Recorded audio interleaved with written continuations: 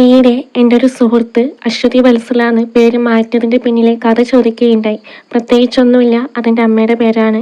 എല്ലാവർക്കും അവരുടെ അമ്മ സ്പെഷ്യലായിരിക്കും. എനിക്ക് കുറച്ചധികമാണ്. എന്നെപ്പോലെയുള്ളവരെ അത്രയും സേഫായിട്ടുള്ള കൈകളിൽ മാത്രമേ ദൈവം ഏൽപ്പിക്കൂ എന്ന് പറയാറുണ്ട്. എൻ്റെ അമ്മയുടെ കാര്യത്തിൽ അത് 110% ശരിയാണ്. ഉപേക്ഷിക്കാനും മാറ്റി നിർത്താനും ഒരുപാട് കാരണങ്ങൾ ഉണ്ടായിട്ടും ഇന്നും നിഴല് പോലും വെളിച്ചമെന്ന മായും. എന്നേക്കാൾ കൂടുതൽ എൻ്റെ കൂടെയുള്ള ഒരാളാണ് എൻ്റെ അമ്മ. ഒരുപക്ഷേ എന്നെ അത്രയധികം ബഹുമാനിക്കുകയും സ്നേഹിക്കുകയും ചെയ്യുന്ന മറ്റൊരാൾ ഉണ്ടാവില്ല. ഏറ്റവും ഒടുവിലെ ഓപ്പറേഷന് മണിപ്പാൽ ഭാഷ പോലും അറിയാത്തൊരിടത്ത് എനിക്ക് വേണ്ടി ഓരോ കാര്യങ്ങളും ചെയ്തിരുന്ന അമ്മ എനിക്കെന്നും ഒരു അത്ഭുതമാണ്. ഇടയ്ക്ക് ഞാൻ ചോദിക്കാറുണ്ട്, എന്തിനാണ് എന്നെ ജനിപ്പിച്ചത്, അല്ലെങ്കിൽ ജനിച്ച ഉടനെ കൊന്നു കളഞ്ഞൂടെ എന്നുള്ളത്.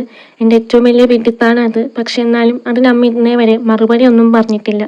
സൈഡിലൂടെ ഒരു നേരിയ പനി വന്നാലോ ഇടിമുട്ടി മഴ പെയ്യുമ്പോഴും എനിക്ക് അമ്മയുടെ ചൂട് ഇന്നും വേണം.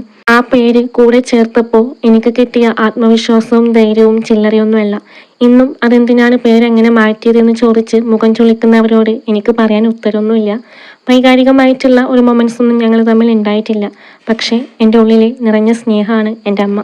മക്കളെ സ്നേഹിക്കുന്ന, മക്കൾക്ക് വേണ്ടി നിലകൊള്ളുന്ന എൻ്റെ എല്ലാ അമ്മമാർക്കും 1000 മാതൃദിനാശംസകൾ. ഒരു പ്രത്യേക ദിവസത്തിൻ്റെ ആവശ്യമില്ല അമ്മമാരെ ഓർക്കാൻ. എന്നും ഓർമ്മിക്കപ്പെടേണ്ടവരാണ്, എന്നും സ്നേഹിക്കപ്പെടേണ്ടവരാണ്. നിങ്ങളോളം നിങ്ങൾ മാത്രം. Love you.